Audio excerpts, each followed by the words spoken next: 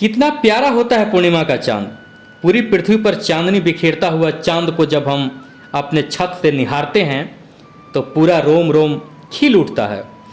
और अगर यही पूर्णिमा का चांद शरद पूर्णिमा का हो तो क्या कहने। गहरी ओस के आगोश में पूरी चांदनी मदमस्त होकर पृथ्वी को नई ऊर्जा प्रदान कर रहा होता है। शरद का सूरज भी सुबह में खूब प्यारा होता है। जब अपनी लालिमा लिए पूरब से धरती को उजाला करता है तब चिड़ियों की चहचहाहट से पूरा वातावरण मधुरमय हो जाता है। किसान अपनी फसलों की हरियाली देख रोम रोम पुलकित हो उठता है। गौर करने वाली बात यह है कि चांद एक है, सूरज भी एक ही है, वही पूर्णिमा का चांद, वही सुबह का चमकता सूरज। परंतु जब हम उसे देखते हैं तब हर एक के मन में अलग अलग ख्याल उठता है। रात को जब बच्चा चांद को देखता है तब वह उसे चंदा मामा कहकर पुकारता है। थाली में पानी रख उसे अपने आंगन में उतार देता है। वही चांद को जब एक कवि देखता है तब उसे उस मधुरम में क्षण को एक बेहतरीन कविता में कैद कर देता है।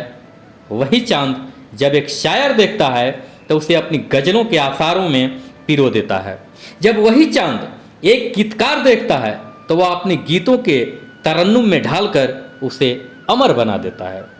इतनी बातों से आप जान ही गए होंगे कि चांद एक ही है, लेकिन उसी चांद को कौन किस शक्ल में ढाल रहा है, पिरो रहा है, और यह सिर्फ और सिर्फ उस आदमी के नजरिए पर निर्भर करता है। ये नजरिया का ही कमाल है कि जिस चांद को कोई अप्रतिम सुंदर शब्दों में वर्णन कर रहा होता है वहीं कुछ लोगों को चांद का सिर्फ दाग ही नजर आता है। आज की कहानी नजरिए का है, एटीट्यूड का है। सुनिए। नमस्कार, मेरा नाम जितेंद्र कुमार चंचल है और आप देखना शुरू कर चुके हैं द हिस्ट्री ज्ञान। हम लेकर हाजिर हैं प्रेरक कहानियों से जुड़ा कार्यक्रम जीवन कथा, जिसमें हम सुनाते हैं जीवन संघर्षों से जुड़ी कहानी जो आपकी जिंदगी को बेहतरीन बना सके। आइए कहानी पर चलते हैं। एक बार एक बहुत बड़ा नेता एक साधु के छोटे से आश्रम में गया। वह साधु के बारे में बहुत सुना था तो उसके मन में भी ख्याल आया कि मैं एक बार जा करके देखता हूँ कि लोग उसकी इतनी तारीफ क्यों करते हैं। जब वह उस आश्रम में गया तो वहाँ पर एक छोटा सा कमरा था जहाँ पर एक कालीन बिछा हुआ था। वहाँ पर कुछ लोग नीचे बैठे हुए थे और साधु सामने बैठे हुए लोगों से कुछ सवाल जवाब कर रहा था। वह नेता उस आश्रम में आया और उस नेता के साथ 4 बॉडीगार्ड भी थे और उसकी आदत थी कि जहाँ पर भी वह जाता था लोग अपनी जगह से खड़े हो जाते थे और उसकी तरफ देखते थे, हाथ जोड़ते थे और सर झुकाते थे। लेकिन यहाँ पर ऐसा कुछ भी नहीं हुआ। साधु व्यस्त होने के कारण उसकी तरफ देखा तक भी नहीं।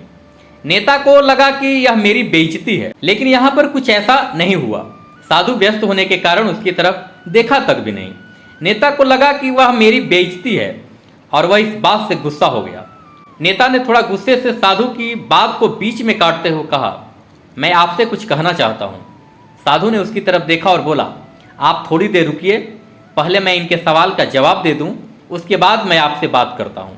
तब तक आप अगर चाहें तो बैठ सकते हैं। बस साधु का इतना कहने की ही देरी थी कि नेता का चेहरा गुस्से से लाल हो गया और फिर उसने अपना सारा गुस्सा उस साधु पर निकाल दिया। अभी तक वह नेता बहुत तमीज से आप करके बात कर रहा था, लेकिन अब वह तू तड़ाक पर उतर आया था। नेता ने उस साधु को कहा, तुझे पता भी है कि मैं कौन हूं और तू किससे बात कर रहा है? साधु ने उसकी तरफ देखा और कहा, मुझे इससे कोई फर्क नहीं पड़ता कि आप कौन हैं, लेकिन आप जो कोई भी हैं, अगर आप चाहते हैं कि मैं आपके सवालों का जवाब दूं या आपसे बात करूं तो आपको कुछ देर रुकना होगा। और साधु की यह कहते ही नेता गुस्से से पागल हो गया और वही सबके सामने चीखने चिल्लाने लग गया, अब मैं तुझे तेरी असली औकात दिखाऊंगा।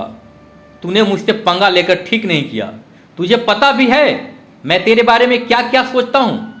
साधु ने फिर से नेता की तरफ देखा और बड़े ही प्रेम से कहा कि मुझे इससे कोई फर्क नहीं पड़ता कि आप मेरे बारे में क्या सोचते हैं।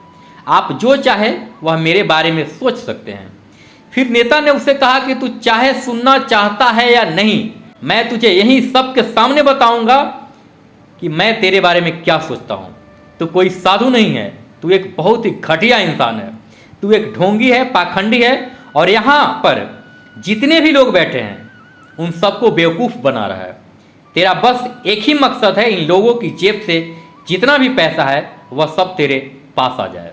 तू अपने फायदे के लिए इन लोगों का इस्तेमाल कर रहा है और अब मैं तुझे छोड़ने वाला नहीं हूँ। पूरी दुनिया के सामने तेरा पर्दाफाश करके रहूँगा। लेकिन उसके इतना बोलने के बाद भी हल्की सी मुस्कान उस साधु के चेहरे पर बनी रही। यह देखकर वह और भी तिलमिला गया। उसने कहा, अब बहुत हो गया, अब मैं यहाँ 1 मिनट भी रुकने वाला नहीं। लेकिन अभी भी तेरे पास मौका है।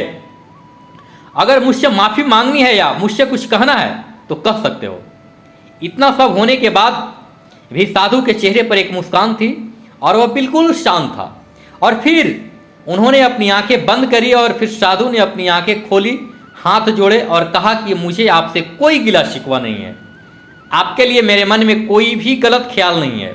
जो भी मेरे बारे में आपने कहा वह आपकी अपनी सोच थी, तो मुझे आप में कोई भी बुराई नज़र नहीं आती है। मुझे आप बहुत ही भले इंसान लग रहे हैं। और साधु के इतना कहते ही नेताजी का दिमाग 7वें आसमान पर पहुंच गया।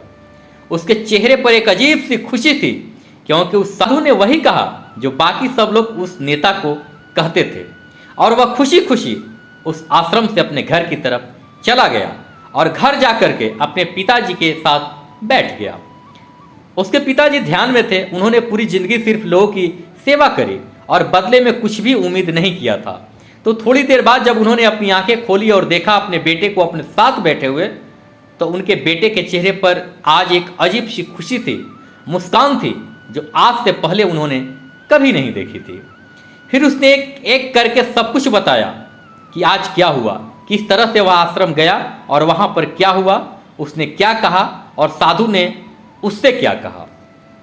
जब उनके पिताजी ने पूरी बात सुनी तो थोड़ा सा मुस्कुराए और अपने बेटे को देख करके बोले कि उन्होंने तुम्हारी तारीफ नहीं करी, क्योंकि उन्होंने वह नहीं कहा कि जो तुम हो, उन्होंने वह कहा कि जो वह खुद हैं। और तुमने जो कुछ भी उनको कहा वो वह नहीं कहा जो वो हैं, बल्कि तुमने वह कहा जो तुम खुद हो। कहते हैं यथा दृष्टि तथा सृष्टि। यह दुनिया तुम्हें वैसी नहीं दिखती जैसी यह दुनिया है, और यह दुनिया वैसी दिखती है तुम्हें जैसे तुम खुद हो। जिसकी नज़र जैसी है उसके लिए यह दुनिया वैसी ही है। और अगर तुम अपनी दुनिया को बदलना चाहते हो तो उसका सिर्फ एक ही तरीका है, अपने नज़रिए को बदलो, अपने एटीट्यूड को बदलो। आज की कहानी में इतना ही। आप मुझे YouTube पर सुन रहे हैं तो सब्सक्राइब कर घंटी का बटन अवश्य दबा दें, ताकि वीडियो का नोटिफिकेशन सबसे पहले आप तक पहुंच सके। अगर आप फेसबुक इंस्टाग्राम पर सुन रहे हैं तो आप मुझे फॉलो करें, लाइक करें, शेयर भी करें। नमस्कार।